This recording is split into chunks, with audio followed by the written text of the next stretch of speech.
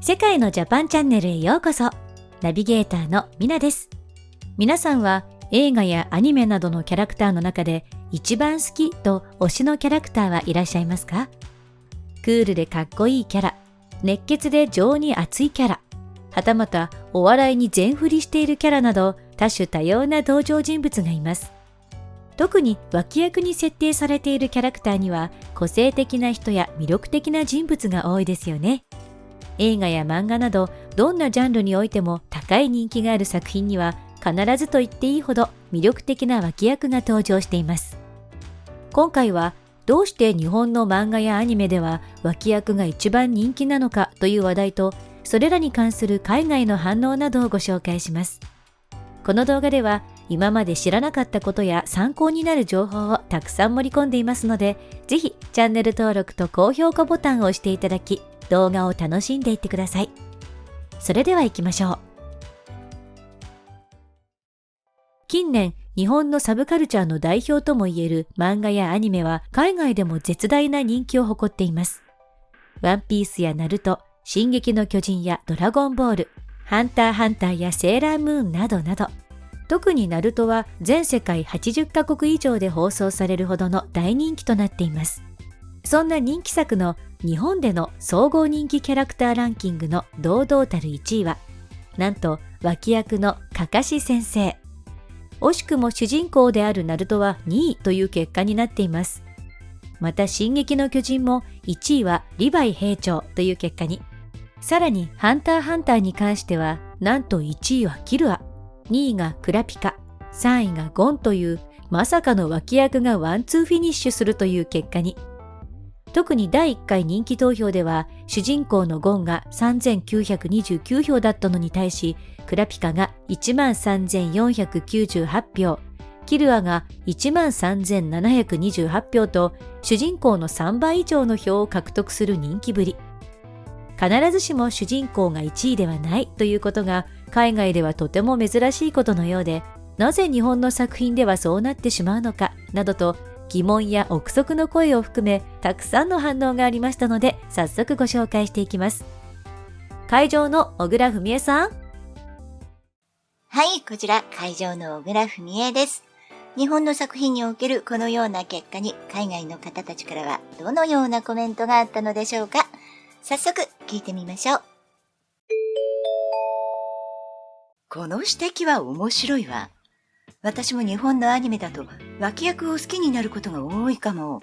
だって完全に主人公より目立ってるんだもの。そうそう。みんなサザエさんの一番人気のキャラクターが誰か知ってる？カツオくんなんだぜ。どう見てもサザエさんより目立ってるよな。目立つキャラクターは当然人気も出る。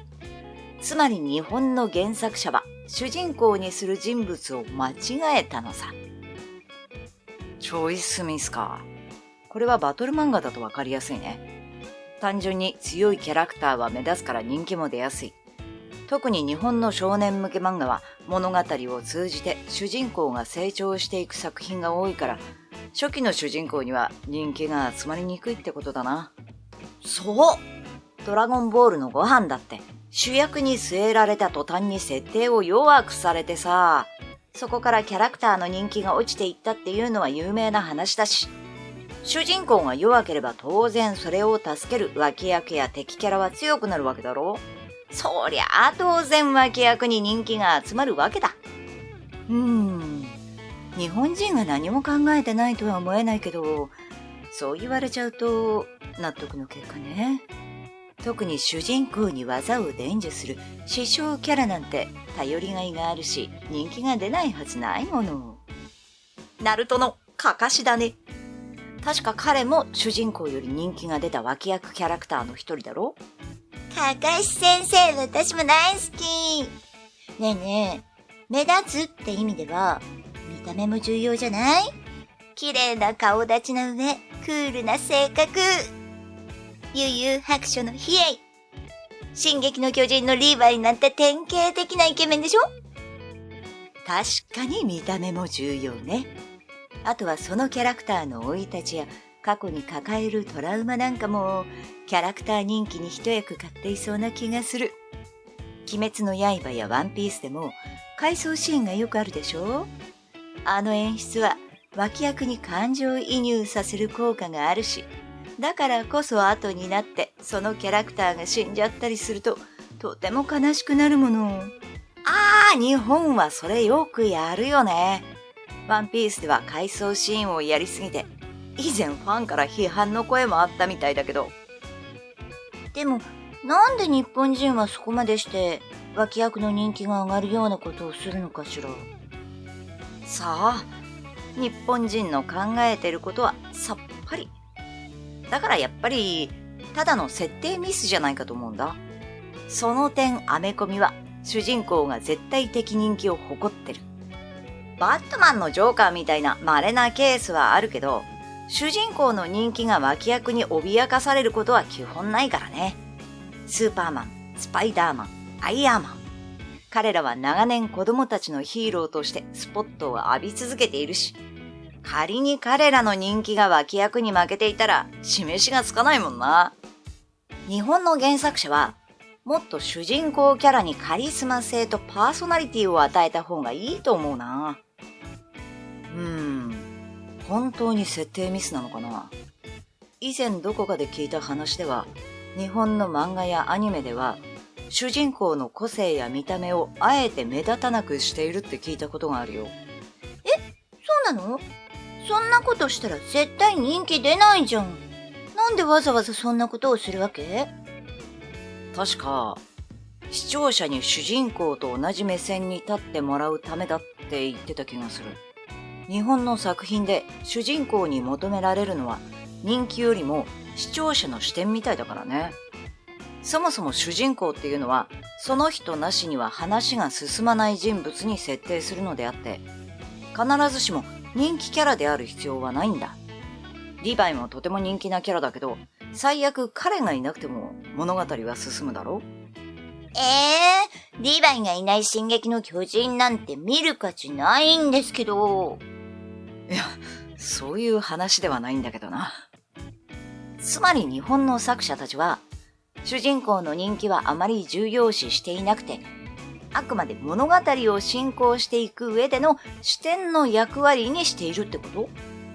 詳しいことは日本人に聞いてみないとわからないけど、多分ね。主人公がストーリーの大筋を進行させて、それを個性あふれる脇役たちが彩るってわけね。でもその結果、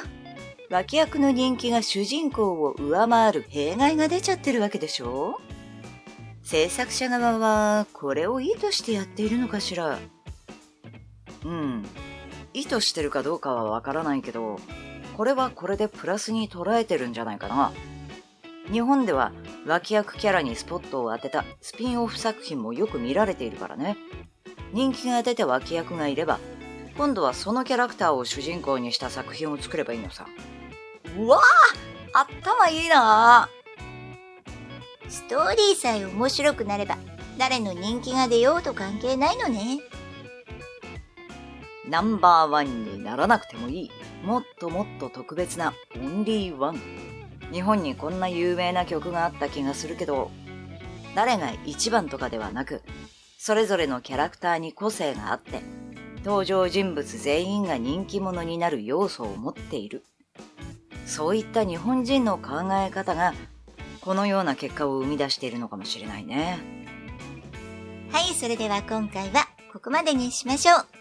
たくさんのご意見ありがとうございました。それでは、他にも寄せられていた海外の反応コメントの方も見ていきましょう。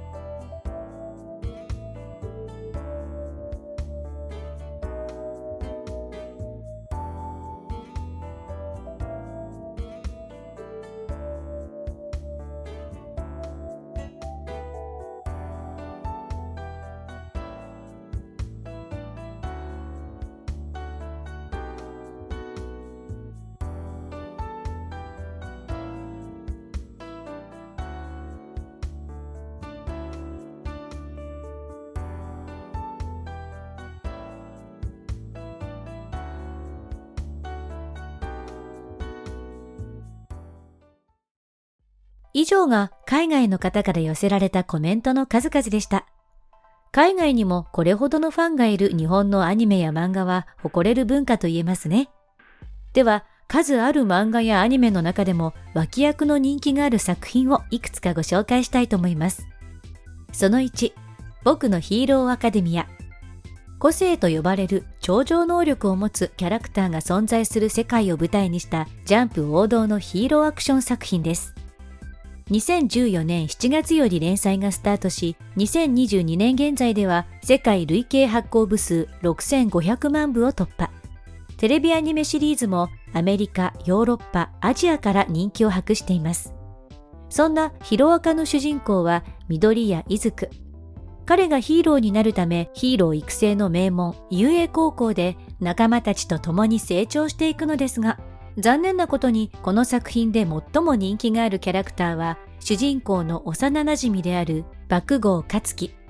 過去7回行われたキャラ人気投票では初回こそ主人公が1位でしたが、残る6回すべてにおいて爆豪勝樹が1位を総なめするという結果に。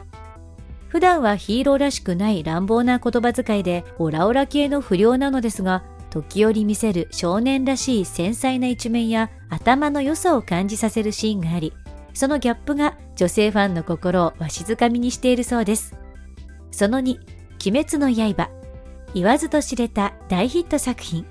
妹思いで優しい竈門炭治郎が妹を救うために鬼と戦い成長していくという物語。世界からの評価も高く、劇場版鬼滅の刃無限列車編がアメリカで上映されると、なんと全米1位を獲得。また、アメリカを除く世界中でも興行収入は3週間で約435億円まで上ったそうです。世界からも愛されるこちらの作品のランキングですが、こちらも1位は脇役である吾妻善逸。普段は臆病でお調子者の彼ですが、いざという時は神速の居合で敵を一刀両断する強さの持ち主。彼のその強さには男女問わず魅了された方は多いのではないでしょうか。さらにこちらの作品は2位から4位までもなんと脇役がランクインしており、主役である炭治郎は5位という結果となっています。魅力的な脇役が多いため、たくさんの方から愛されているのかもしれませんね。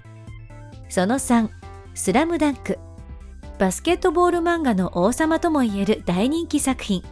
1990年に連載がスタートし、1996年に全276話が集結。それから26年も経った2022年に最新映画が公開されることも話題になっていますね。主人公は赤髪がトレードマークの桜木花道。不良だった彼がヒロインに一目惚れし、彼女の勧誘でバスケの世界へ飛び込みます。バスケットボール初心者の彼が練習や試合を通じて成長し、バスケの面白さに気づき、仲間とインターハイ制覇を目指す青春ストーリーです。こちらも世界からの評価が高く、特にアジア圏で絶大な人気があり、中国、韓国、台湾、インドネシア、ベトナム、タイなどに広く知れ渡っています。そしてこちらの作品の人気ランキングも、1位は脇役の三井久志となっております。中学生時代スーパープレイヤーとして騒がれた彼が怪我のせいでバスケの道を挫折し不良に。ですがそれでも諦めきれず、もう一度バスケの道を目指すのですが、そのシーンは本当に名シーンと言えます。実は私も何度も泣かされました。動画をご覧になっている皆さんの中にも、スラムダンクをきっかけにバスケットボールを始めた方も多かったのではないでしょうか。その他にも脇役が人気の作品はたくさんありますが、人気のある脇役キャラには一つ共通していることがあります。それはゲインロス効果が使われていることです。ゲインロス効果とは、マイナスの印象からプラスの印象、またはその逆など、相手に与える影響のことを指します。例えば、爆豪勝樹のように口は悪いが優しい、吾妻善逸のように臆病だけどいざという時は強い、三井久志のように不良だけど本当はスポーツマンなどといったマイナスイメージがプラスに変わる場面では、なぜかいつも以上に心を揺さぶられてしまうといった経験をされた方もいるのではないでしょうか。まっすぐで素直な性格が多い主人公に対し、脇役には個性が強いキャラが多いため、そのギャップに惹かれ自然と人気が出るのです。逆に主人公が不動の人気の作品といえば、ワンピースや鋼の錬金術師などなど、長年主役であるルフィやエドワード・エルリックが堂々の1位を取得しています。ですがこちらでもルフィは普段は能天気でだらしないけれど、とても仲間思いで強かったり、エドワード・エルリックは強気でイケイケだけど、本当はとても心優しい一面があったりと、ゲインロス効果が使われています。作者さんが細かく設定し書き上げてくれるキャラクターだからこそ、主役脇役に限らず人気の高いキャラが生まれるのかもしれません。雷の呼吸1の方、霹靂一閃。ヘタレからのかっこいいキャラに変わるあの瞬間の善逸。女性はみんな好きですよね。最後までご視聴いただきありがとうございました。